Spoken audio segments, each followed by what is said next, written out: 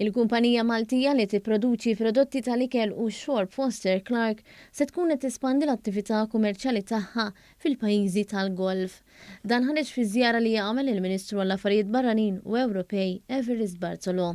Huwa faħħar l-isforzi li l-kumpaniji bbażati f'Malta qed jagħmlu sabiex jaċċessaw swieq internazzjonali kbar bħal dawk f'pajjiżi fir-reġjun tal-Golf. Foster Clark Products Limited flimkien ma' kumpaniji oħra Maltin ħadet semm mod regolari f'Gulf Food l-akbar fiera fid-dinja tal-ikel u x-xorb li jsir kull sena f'Dubai. Hija tikkompeti mal-aqwa prodotti tal-ikel madwar id-dinja u tesporta l-prodotti tagħha fi 43 pajjiż fl-Afrika u 15 pajjiż fil-Lvant Nofsani.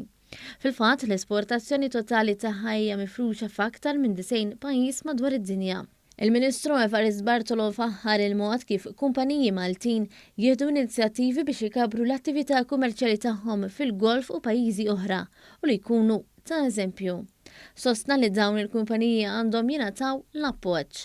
Il-Ministru Bartolo tenna li mill-iskambji li jkollu il-pajjiżi tal-Golf dejjem jesprimu x-xewqa li jixtiequ jaraw aktar preżenza u impenn fir-reġjun mill-Unjoni Ewropea. Tenna li Malta trid iżid il-ħidma tagħha partikolarment wara dikjerazzjoni tal-għalqula aktar kmieni din is-sena li wittiet triq għar-rikonċiljazzjoni u naqset it-tensjonijiet fost il-pajjiżi tal-Kunsill tal-Kooperazzjoni tal-Golf.